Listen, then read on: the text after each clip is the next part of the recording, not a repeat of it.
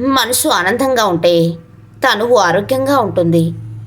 తప్పు చెయ్యని మనిషి అంటూ ఈ లోకంలో ఎవరూ ఉండరు.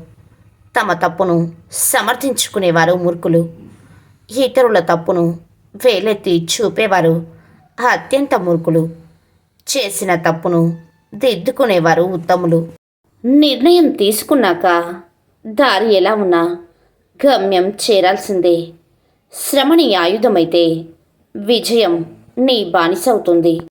ఒక దీపం వేల దీపాలను వెలిగించినట్టే మన సంతోషం ఇతరుల సంతోషానికి కారణం కావాలి. చెవులతో మాత్రమే విని కళ్ళతో చూడని ఏ విషయాన్ని నమ్మకండి. ఎందుకంటే అసూయపరుడు చెప్పే మాటలతో బంధాలు శాశ్వతంగా దూరం కావచ్చు. నాకు సంతోషం కావాలి అని ఒకరు బుద్ధుడిని అడిగారట. అప్పుడు బుద్ధుడు మొదట నాకు అనే అహాన్ని విడు, తర్వాత కావాలి అనే ఆశను వదులు, ఇంకా అంతా సంతోషమే అని చెప్పారట. బాధను ఎవరితో అయినా చెప్పుకుంటే మనసు తేలికైపోతుంది అనుకోవడం పొరపాటు. ఆ వ్యక్తి ముందు మనం చులకనైపోతామనేది నిజం మిత్రమా. ఎంత చెడ్డ రోజైనా రోజుకు ఉండేది 24 గంటలే. ఈరోజు నువ్వు అనుభవించే వేదన రోజు గడిచే కొద్దీ కొంచెం తగ్గుతుంది. అది కూడా నువ్వు తలుచుకుంటేనే. బొగ్గును మండుతున్నప్పుడు ముట్టుకుంటే చెయ్యి కాలుతుంది. చల్లార్చిన తర్వాత పట్టుకుంటే మసి అవుతుంది. చెడ్డవారు అంతే. వాళ్ళతో ఎలా ఉన్నా మనకే ముప్పు. సమయం నీది కానప్పుడు కొంచెం ఓర్చుకో. అదే సమయం నీ విలువను తెలియజేస్తుంది. ఎంత ఓర్చుకుంటే అంత గొప్ప స్థానాన్ని చేరుకుంటావు. మన కోసం ఎదురు చూసేవాళ్ళు మన బలం. మనల్ని ఎదురు చూసేలా చేసేవాళ్ళు మన బలహీనత. జీవితంలో కొన్నిసార్లు ఒంటరిగా నడవడం కష్టంగా ఉండవచ్చు. కానీ నిజానికి ఆ ఒంటరితనం నీకు జీవితం అంటే ఏమిటో నేర్పిస్తుంది. నవ్వుతున్నప్పుడు నీళ్లు తాగడం ఎంత కష్టమో, మనసుకు బాధ కలిగినప్పుడు కన్నీళ్లు ఆపడం అంతే కష్టం. అవసరం ఉన్నా లేకున్నా ఎప్పుడు ఒకేలా ఉండు. అవసరం కోసం నటించే బంధాలు ఎప్పటికీ శాశ్వతం కావు. నువ్వు చేసే ఏ ప్రయత్నం వృధా కాదు. నువ్వు చేసే ప్రతి కర్మకు ఫలితం అనుభవించాల్సిందే. అది మంచైనా చెడైనా. నువ్వు చేసే పని నీ అంతరాత్మకు సమాధానం చెప్పుకోగలిగితే చాలు.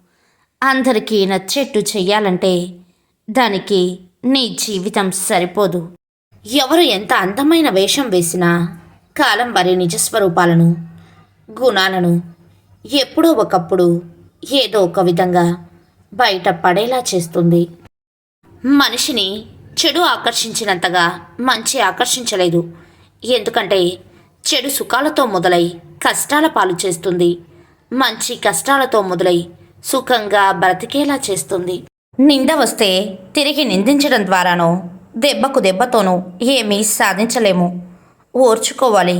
ఎంతగా ఓర్చుకోవాలంటే నీ ఓర్పు నిన్ను బాధించినా వారికి ఆపుకోలేని బాధను కలిగించి తన తప్పును ఒప్పుకొని వారు నిన్ను క్షమాపణ అడిగే వరకు ఓర్చుకోవాలి.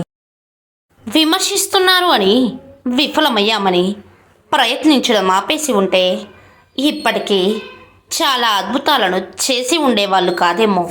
దేహానికి తప్ప దాహానికి పనికిరాని సముద్రపు కెరటాలే ఎగిసి పడుతుంటే నీ తలరాత ఇంతే అని అన్నవాళ్ళు కూడా నీ ముందు తల దించుకునేలా చెయ్యగల సత్తా నీది. అలాంటిది ఇప్పుడొచ్చిన కాస్త కష్టానికే తల వంచేస్తే ఎలా?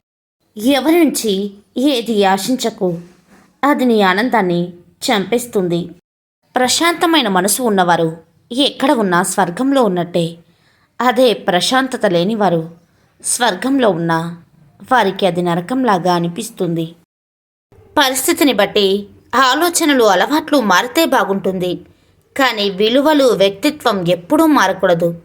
పరిస్థితులు ఎలా ఉన్నా నువ్వు నీలా ఉండడమే గొప్ప విషయం. నిన్ను నిన్నుగా ఇష్టపడే వ్యక్తులను ఎన్నటికీ వదలకు. ఎందుకంటే ఏదో ఒక రోజు తెలుస్తుంది. రాళ్ళన్నీ పోగు చేస్తూ వజ్రాన్ని కోల్పోయావని. అబద్ధాలు చెప్తే, ఒకరి మీద నిందలు వేస్తే ఈ క్షణం నీలాంటి 10 మందికి నువ్వు కరెక్ట్ అనిపించవచ్చు.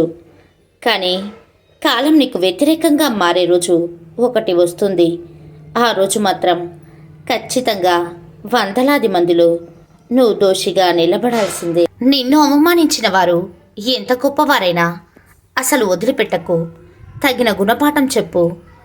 ఎందుకంటే నిన్ను బాధపెట్టి అవమానించే హక్కు ఎవరికీ లేదు. ప్రాణం పోయినా అబద్ధం మాత్రం చెప్పకు. ఎందుకంటే ఈరోజు ఒక అబద్ధం ఒక బంధాన్ని నీకు దగ్గర చెయ్యవచ్చు. కానీ ఒకరోజు నిజం తెలుస్తుంది. అప్పుడు నువ్వు ఆడిన అబద్ధమే నీకు దగ్గరైన బంధాన్ని శాశ్వతంగా దూరం చేస్తుంది. కళ్ళు చూసే ప్రతి దృశ్యం నిజం అనుకోవడం తప్పు. చెవులు విన్న ప్రతి మాట సత్యం అనుకోవడం ఇంకా తప్పు.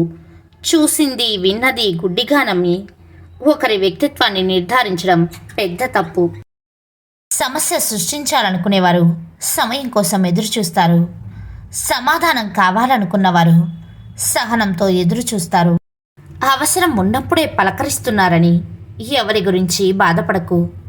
వాళ్ళు చీకట్లో ఉన్నప్పుడే వెలుగులా నువ్వు గుర్తుకు వస్తావని సంతోషించు.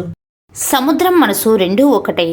పైకి ఎంతో గంభీరంగా కనిపించినా లోపల ఎన్నో అలజడులు, ఆటుపోట్లు. మన పని మనం చేసుకుంటూ ఉన్నా మనల్ని బాధించేవారు, విమర్శించేవారు ఉంటారు. కానీ మనం ఒక్క మాట గుర్తుపెట్టుకోవాలి. ఆటలో గోల చేసేది ప్రేక్షకులే, కానీ ఆటగాళ్ళు కాదు. వేలెత్తి చూపించేవారెవరు ఒక్క పూట ముద్ద కూడా పెట్టరు. అందుకే నీకు నచ్చినట్లు బ్రతుకు. అది కష్టమైన, సుఖమైన, బాధైన, సంతోషమైన. ఎందుకంటే నీ జీవితం నీది. ఆత్మీయులు అనుకున్న వాళ్ళే నమ్మక ద్రోహులైతే పిరికివారు కృంగిపోతారు. అదే ధైర్యవంతులు వాళ్ళ ముసుగులు తొలగిపోయినందుకు ఆనందపడతారు. గెలిచేందుకు మరింతగా పోరాడుతారు. నీ దారిలో ముళ్ళున్నాయని ప్రయాణం ఆపకు. నీ లక్ష్యం దూరం అవుతుందని, నీపై విమర్శలని ఆశీర్వాదాలుగా నిన్ను అవహేళన చేసిన వాళ్ళే నీకు సలాం కొట్టేలా, నిన్ను వెక్కిరించిన వాళ్ళ అహం దెబ్బతినేలా గెలుపు వైపు అడుగులు వేయి. ఆస్తి అంతస్తులు లేవనే ఆలోచనలు వదిలి ఆత్మవిశ్వాసం అనే ఆయుధంతో ముందడుగు వెయ్యి. కొంత సమయం పట్టినా, అపజయాలు తలుపు తట్టినా ఖచ్చితంగా విజయం వచ్చి నీ ముందు ఉంటుంది. విలువలేని వారితో వాదించడం, వాళ్ళ మాటలకి స్పందించడం వల్ల వాళ్ళ విలువ మనం పెంచడమే అవుతుంది. కథలని బొమ్మకు కవితలు చెప్పినా, మారని మనిషికి నీతులు చెప్పినా ఒకటే. గొడవ జరిగితే కానీ అసలు ఎవరి మనసులో ఏముందో బయటపడదు. చూడడానికేముంది, అందరూ నవ్వుతూ పలకరించేవాళ్ళే. అవసరం ఒకరిదైతే అవకాశం ఇంకొకరిది. కోపంలోనే మనిషి అసలు వ్యక్తిత్వం బయటపడుతుంది. కోపంలోనే మనసులో ఉన్న నిజమైన భావాలు బయటపడతాయి. అనుభవం అంటే భూమి పుట్టక ముందు పుట్టడం కాదు. ఏదైనా మాట్లాడే ముందు ఎదుటి వ్యక్తి మనసు నొచ్చుకుంటుందా అని ఆలోచించి మాట్లాడే బుద్ధి ఉండడం. అది లేనప్పుడు ఎంత వయసు ఉన్నా, అనుభవం ఉన్నా వ్యర్థమే. కష్టం విలువ, ఈ ఇష్టం విలువ ఒకరు చెప్తే తెలిసేవి కావు. స్వయంగా అనుభవించి అనుభూతి చెందితేనే తెలుస్తాయి. లేదంటే ఎదుటివారు పడే కష్టం తేలికగాను, చూపించే ఇష్టం చులకనగాను అనిపిస్తాయి. ప్రతి ఒక్కరిలోనూ ఓపిక అనేది ఉంటుంది. కానీ అది ఎంతవరకు ఉండాలో అంతే ఉంటుంది. దానిని అలాగే ఉంచండి. అది నశించిన రోజున ఆ మనిషిలో మరో మనిషి కనిపిస్తాడు. కాలం ఎప్పుడూ ఒకేలా ఉండదు. నిన్ను ఏడిపించే వాళ్ళకి ఏడవలసిన టైం వస్తుంది. కాస్త ఓపిక పట్టు. 2 విషయాలు నువ్వెవరో తెలుపుతాయి. ఒకటి, నీ దగ్గర ఏమీ లేనప్పుడు నీకు ఉండే ఓపిక. 2, నీ దగ్గర అన్నీ ఉన్నప్పుడు నీ ప్రవర్తన. మౌనంగా ఉండడం చేతకానితనం కాదు. పట్టించుకోకపోవడం పిరికితనం కాదు. ప్రతి ఒక్కరితో పోరాడితే ఒంటికి బురద, మనసుకు బాధ తప్ప ఏమీ మిగలవు. ఒక్కసారి మోసపోతే అది మన తప్పు కాదు, రెండోసారి మోసపోతే అది ఖచ్చితంగా మన తప్పు. కావాల్సింది సాధించుకోవాలి అనుకున్నప్పుడు పరిస్థితులకు భయపడకూడదు. ఈ రోజుల్లో నటించే వాళ్ళు నలుగురితో బాగానే ఉన్నారు, యథార్థంగా మాట్లాడేవారే ఒంటరిగా ఉన్నారు. అందుకే అన్నారు యథార్థవాది లోక విరోధి అని. ప్రశాంతంగా ఉండాలి అంటే కొన్ని చూసినా ప్రశ్నించకు, కొన్ని తెలిసినా పట్టించుకోకు, కొన్ని మాట్లాడాల్సి వచ్చినా మాట్లాడకు. అప్పుడే నువ్వు ప్రశాంతంగా ఉండగలవు.